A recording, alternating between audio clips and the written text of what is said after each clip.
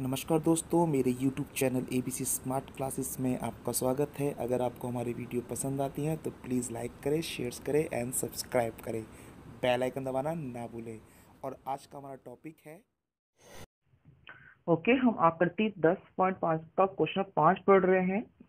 आकृति में एक वृत्त पर ए बी सी तथा डी 4 बिंदु हैं।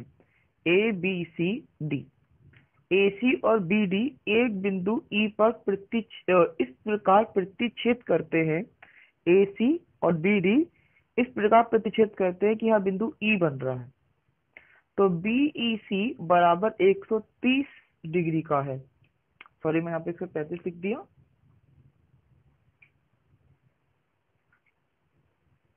ये 130 डिग्री का है, ठीक है। तथा ECD बराबर 20 डिग्री का है। ECD कितने का है? 20 डिग्री का है। तो BAC ज्ञात करो। BAC, ये वाला एंगल मुझे ज्ञात करना है। तो अब देखो कैसे करेंगे। ये 130 का है, तो आपने छठी एक्सरसाइज में पढ़ा होगा कि एक सीधी रेखा है। अब सीधी रेखा है तो इन दोनों को योग 180 होगा। तो ये वाला एंगल निकल के आ जाएगा और ये त्रिभुज बन जाएगा EDC या CDE। ये एंगल पता है, ये एंगल पता है, तो ये वाला एंगल निकल जाएगा त्रिभुज के तीनों कोणों का योग। और जितने का ये होगा उतने का ही ये होगा वृत्तखंड पे बने कोण। ठीक है, समझ में आ गया आपको। अब क्वेश्चन देखेंगे और समझ में आ जाएगा। तो हम लिखेंगे BED एक सरल रेखा है। ठीक है, BED एक सरल रेखा है, इसलिए angle BEC plus angle CED या ECD, सॉरी CED बराबर है 180। CED क्यों? रेखिक युग्म।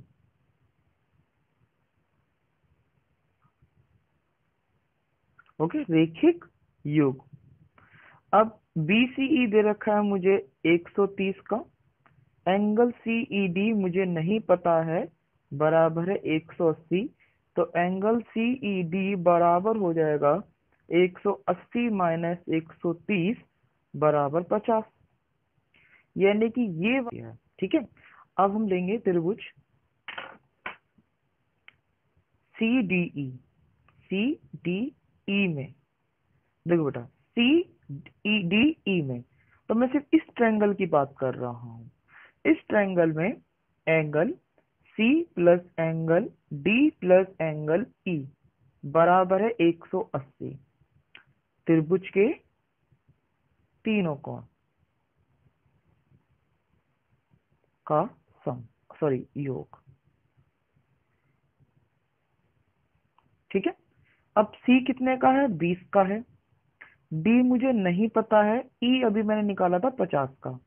CED बराबर 180। इन दोनों को जोड़कर 180 में से माइनस कर दो। तो एंगल D प्लस 70 बराबर 180। मैंने इन दोनों को जोड़ दिया, 20 और 50 70, और D का D बराबर है 180। तो एंगल D बराबर हो गया 180 माइनस 70। तो D कितना निकल के आया? 110 का। ठीक है, कि एंगल D बराबर है एंगल A के। क्यों? वृत्तखंड पर बने कोण, एक ही वृत्तखंड के कोण।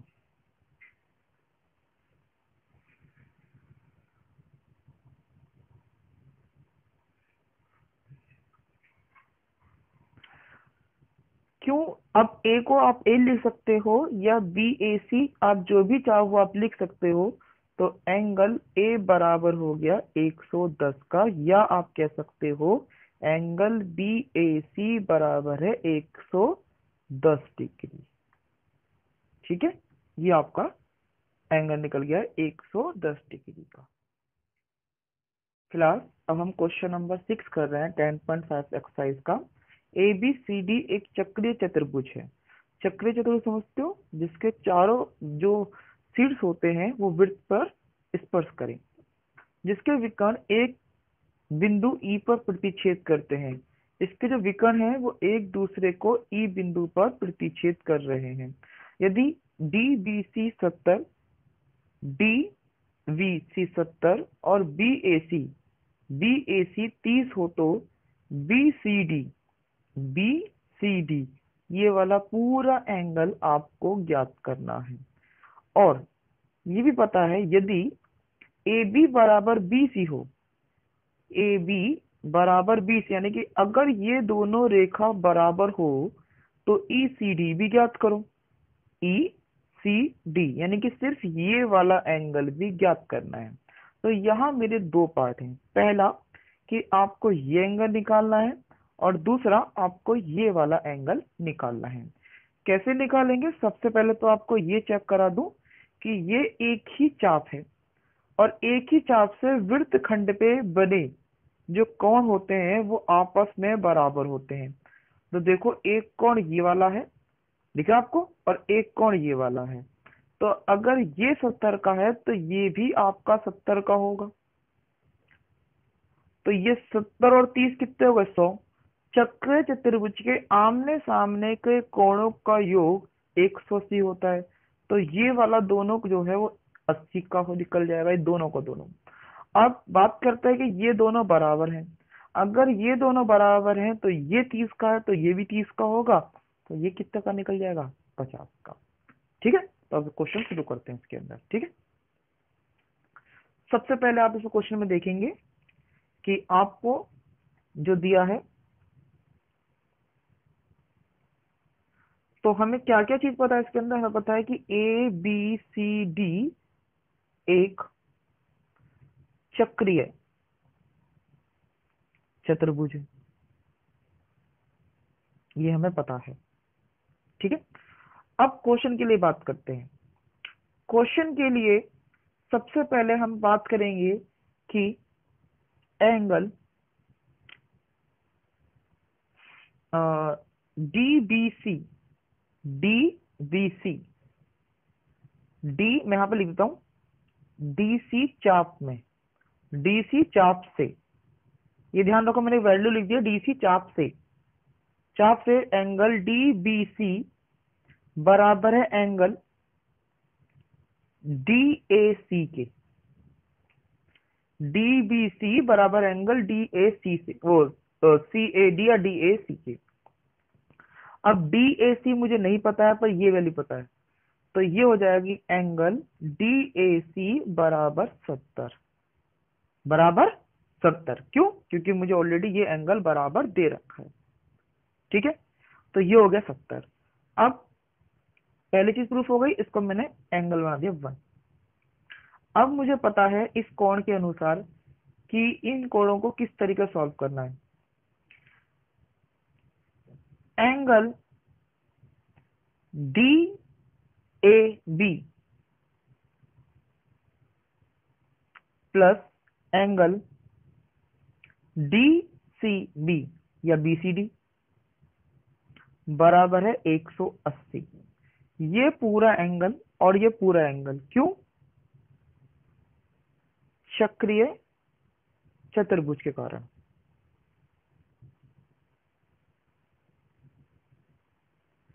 इन दोनों का योग 180 है। अब डी ए बी जो है वो दो एंगल है, एक तो है angle D A E plus angle E A B. ये जो दो एंगल है वो इन दो, और ये जो डी ए बी है ये दो एंगल का योग है, प्लस एंगल है बी सी डी बराबर 180। ये एंगल अभी मेरे निकला 70 डिग्री का और ये एंगल मुझे गिवन था 30 डिग्री का। तो एंगल बी सी डी बराबर हो गया 180। इन दोनों को जोड़कर इसमें से घटाना है, तो 100 प्लस एंगल हो गया बी सी डी, इन दोनों को जो 100 होता है बराबर 180। तो एंगल बी सी डी बराबर है 180 माइनस 100, यानी कि 80 निकल के आ गया। BCD कितने का हो गया? 80 का। अब BCD 80 का है। अब हम बात करते हैं ट्रायंगल ABC की। ठीक है, अब ट्रायंगल ABC में क्या करेंगे भाई?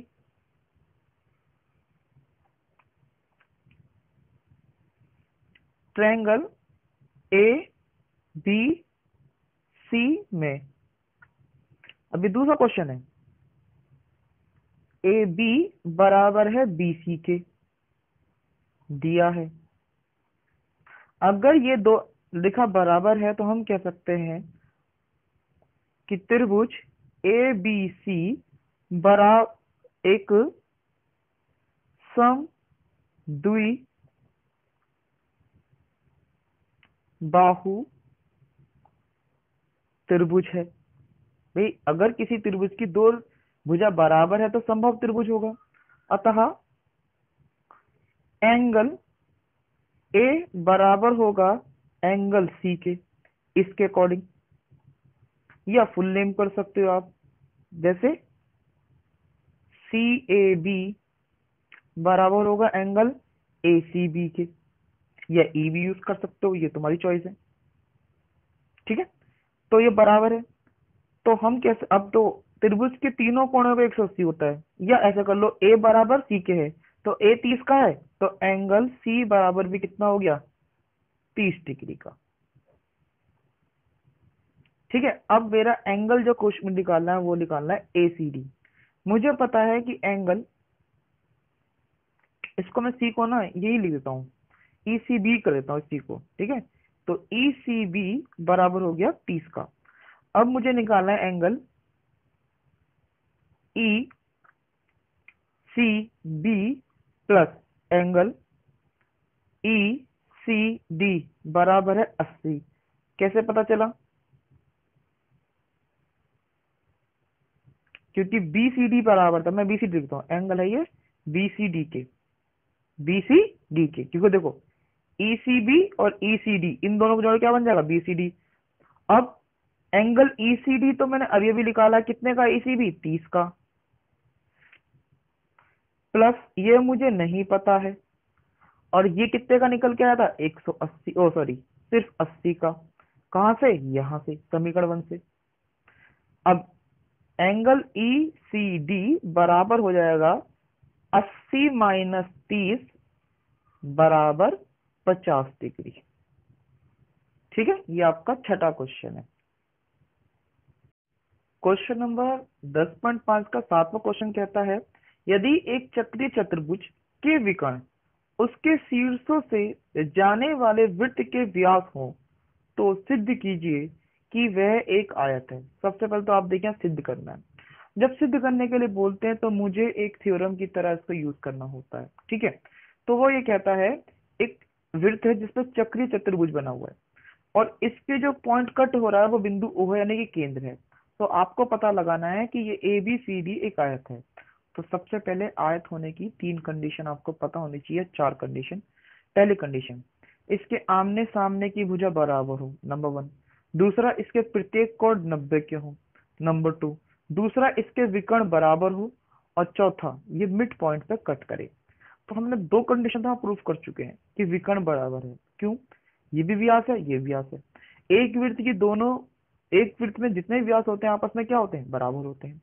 और व्यास जहां कट कर रहे हैं एक दूसरे को, तो इसकी सभी त्रिज्या आपस में बराबर होगी, यानी कि ये भी आपका कंडीशन पूरी हो रही है कि इसकी जो विकर्ण है एक दूसरे को समद्विभाजित कर रहे हैं। ठीक है, अब बात आती है, क्या आमने सामने की भुजा बराबर है और इसके जो प्रत्येक कोण जो है वो 90 डिग्री के हैं या नहीं, ये हमें प्रूफ करने हैं। तो सबसे पहले हम लिखेंगे, यहां पर दिया है ABCD एक चक्रीय चतुर्भुज है, जिसके विकर्ण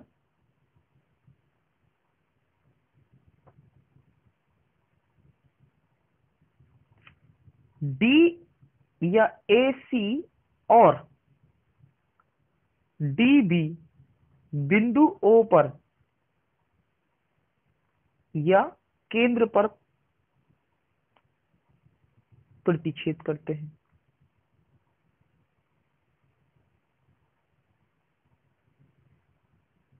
ठीक है, ये मुझे दे रखा है। अब सिद्ध क्या करना है मुझे? सिद्ध करना है कि ए बी सी डी एक आयत है। ये मुझे सिद्ध करना है।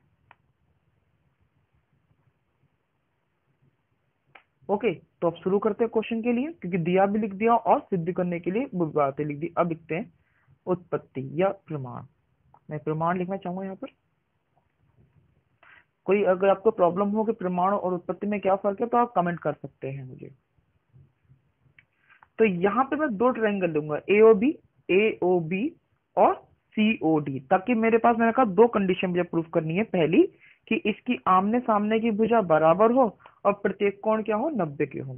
तो पहले हम लेंगे ट्रायंगल ए ओ बी तथा ट्रायंगल डी ओ सी में।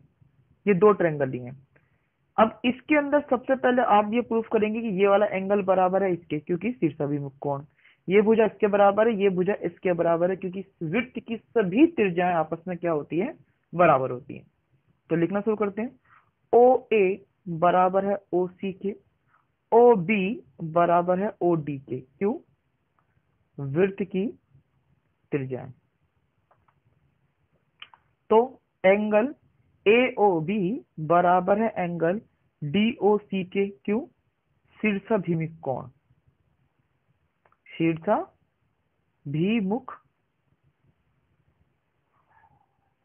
कोण। क्योंकि जब कोई सीधी रेखा, आपने तुम्हारे चैप्टर नंबर 6 पढ़ा होगा, तो आमने सामने के एंगल जो होते हैं बराबर होते हैं। अब तीन चीज प्रूफ हो गई। यस, तो अब लिखेंगे कि ट्रायंगल ए ओ बी सर्वांगसम है ट्रायंगल डी ओ सी के, साइड एंगल साइड सर्वांगसम नियम द्वारा।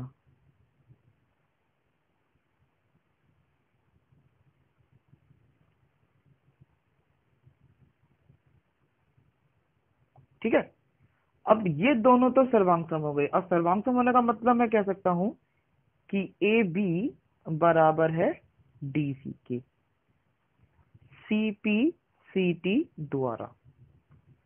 तो ये हो गया नंबर 1। और दूसरी चीज जो बराबर होगी बेटा, वो ये एंगल हो जाएंगे। ये एंगल इसके बराबर होंगे और ये वाले एंगल इसके बराबर होंगे। ठीक है, तो हम लिख सकते हैं कि एंगल बी ए ओ बराबर है एंगल डी सी ओ के। ये भी सीपीसीटी द्वारा होंगे, ये भी सीपीसीटी द्वारा होंगे।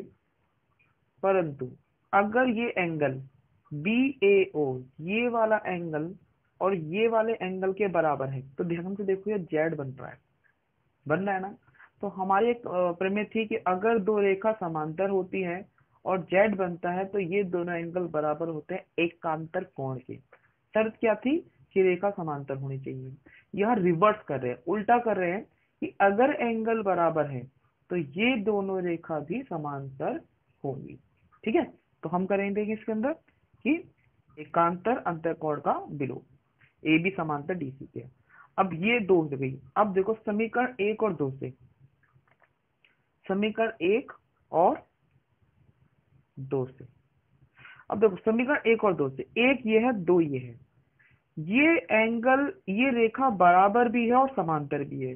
जब कोई चतुर्भुज के अंदर रेखा बराबर भी हो और समांतर भी हो, तो हम उसे समांतर चतुर्भुज कह सकते हैं। तो हम कह सकते हैं 1 और 2 से कि ए बी सी डी एक समांतर चतुर्भुज है। तो देखो एक चीज ये प्रूफ हो गई है कि भाई ये समांतर चतुर्भुज है, यानी कि इसके आमने सामने की भुजा बराबर भी है और समांतर भी है। अब इसके जो कोण है वो 90 वाले प्रूफ करने हैं। तो देखिए आपको ये पता है क्वेश्चन के अकॉर्डिंग कि बीडी, यानी कि बीडी और एसी, मैं आपसे थोड़ा ऊपर कर दूंगा, एसी तथा बीडी वृत्त के व्यास है, जो कि क्वेश्चन में दे रखा है कि उसके जो विकर्ण है वो व्यास है। अगर AC और BD विकर्ण के वृत्त के व्यास है तो ध्यान से देखो, अगर मैं कहता हूं कि AC वृत्त का व्यास है तो एंगल A बराबर 90 होगा और एंगल C बराबर भी 90 होगा। अब तुमको कोई ये कैसे हो गया? आप याद करो फिर में कि अर्धवृत्त पे बने कोण जो होते हैं वो 90 डिग्री के होते हैं। अब देखो ध्यान से, जब मैंने AC को, ये जो आपको दिख रहा है AC को, जब मैंने कोण वो व्यास माना तो सॉरी, इसे 90 को लेना चाहिए था मुझे, इसको B मानना चाहिए था। ठीक है, जब मैंने AC को व्यास माना तो ये जो एंगल दिख रहा है आपको, ये आपका पूरा का पूरा 90 डिग्री का हो गया।